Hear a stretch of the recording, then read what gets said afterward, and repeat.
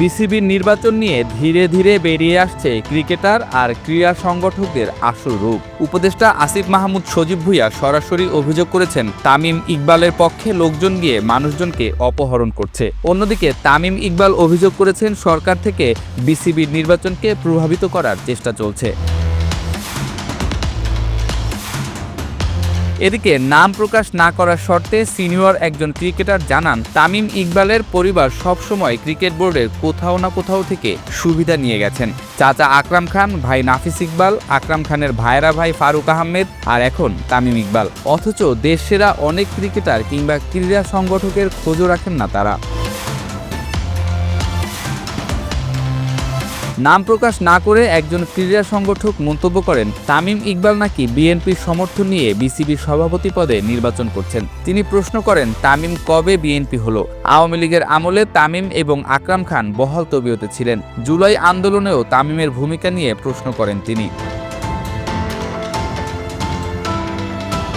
এদিকে বিসিবির নির্বাচন নিয়ে পাল্টাপাল্টি অভিযোগ চলছে বেশ কিছুদিন ধরেই। গতকাল রাজধানীর একটি হোটেলে আয়োজিত সংবাদ সম্মেলনে জাতীয় দলের সাবেক অধিনায়ক তামিম ইকবাল অভিযোগ করে বলেন, সরকারের ঊর্ধ্বতন মহল থেকেও বিসিবির নির্বাচন প্রভাবিত করার চেষ্টা করা হচ্ছে। তামিম নিজেও এই নির্বাচনে একজন প্রার্থী।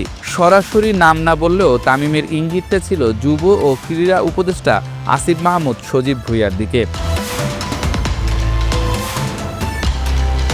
সেই অভিযোগের জবাব দিতে গিয়ে গতকাল রাতে যমুনা টেলিভিশনকে দেয়া এক সাক্ষাৎকারে আসিফ মাহমুদ সজীব ভুঁইয়া দাবি করেছেন, নির্বাচনে সরকার কোনো হস্তক্ষেপ করছে না। উল্টো তিনি বলেছেন, নির্বাচনকে ঘিরে বেশ কিছু বিষয়ে তামিমকে সামনে রেখে সুবিধা আদায় করতে চাইছে একটা পক্ষ। তামিমকে সামনে রেখে সন্ত্রাসী কার্যক্রম হচ্ছে বলেও দাবি করেন আসিফ মাহমুদ। গতকাল জেলা বিভাগ ও ক্লাব সংগঠকদের একটি পক্ষের যে সংবাদ সম্মেলনে তামিম উপস্থিত ছিলেন, সেখান থেকেই অভিযোগ উঠেছে সরকারের মন্ত্রিপরিষদ বিভাগ, যুব ও ক্রীড়া মন্ত্রণালয় বা জাতীয় ক্রীড়া পরিষদ বিভিন্ন রকম চিঠি দিয়ে বিসিবির নির্বাচনকে প্রভাবিত করার চেষ্টা করছে। সেই অভিযোগের জবাবে যমুনা টেলিভিশনকে ক্রীড়া উপদেষ্টা আসিফ মাহমুদ বলেছেন, সরকারের রুটিন কার্যক্রমকে যদি আপনি হস্তক্ষেপ বলেন, তাহলে আগে বুঝতে হবে যে সরকারের কতটুকু এখতিয়ার আছে। যদি এখতিয়ারের বাইরে কোথাও কিছু করেন, সেটাকে আপনি বলতে পারেন যে অবৈধ হস্তক্ষেপ করা হয়েছে এবং আপনি প্রয়োজনে আইনি ব্যবস্থা নিতে পারেন। প্রয়োজনে আপনি আইসিসিকে বলতে পারেন যে এখানে গাইডলাইন ভঙ্গ করা হচ্ছে। আসিফ মাহমুদের ব্যাখ্যা, আমাদের অধীনস্থ যে কারো সঙ্গে আমি কথা বলতেই পারি, আমার সচিব তার সঙ্গে কথা বলতেই পারে। এটা সরকারের খুবই রুটিন কার্যক্রম, এটা তো আপনি বলতে পারেন না যে হস্তক্ষেপ। উল্টো আসিফ মাহমুদ অভিযোগ করেন, মন্ত্রণালয় থেকে নয় বরং রাজনৈতিক দল থেকে প্রভাব দেখানোর চেষ্টা করা হচ্ছে। অনেক জায়গায় ডিসিদের রাজনৈতিক দলের নেতারা কল দিয়েছেন, এটাকে আমি বলবো অবৈধ হস্তক্ষেপ। বড় বড় নেতারা ফোন দিয়ে বলছেন যে আমাকে কাউন্সিলর পাঠাতে হবে, এটা তো পলিটিসাইজেশনই হচ্ছে। আসিফ মাহমুদের দাবি, নির্বাচনকে ঘিরে তামিমকে সামনে রেখে সুবিধা আদায় করতে চাইছে একটা পক্ষ।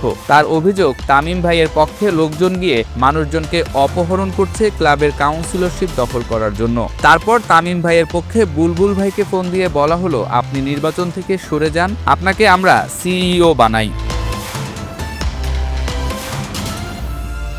এগুলোকে তাহলে কি বলবেন? এগুলো তো সন্ত্রাসী কার্যক্রম এবং সেটা করা হচ্ছে তামিম ইকবালের মতো একজন ক্রিকেটারকে সামনে রেখে, তার ব্যানারটাকে সামনে রেখে এটা করা হচ্ছে। এটা আমি জানি না উনি কতটুকু বুঝতে পারছেন যে সন্ত্রাসী কার্যক্রমগুলো ওনাকে সামনে রেখে করা হচ্ছে। নির্বাচন শতভাগ সুষ্ঠু হোক, এটাই তার চাওয়া জানিয়ে আসিফ মাহমুদ বলেন, আমার ফেভারিট ক্রিকেটার হিসেবে তামিম ইকবাল যদি বাংলাদেশের ফ্যানদের প্রতিনিধি হয়ে নির্বাচন করতেন, তাহলে হয়তো আমি বেশি খুশি হতাম, একটা রাজনৈতিক দলের হয়ে নয়।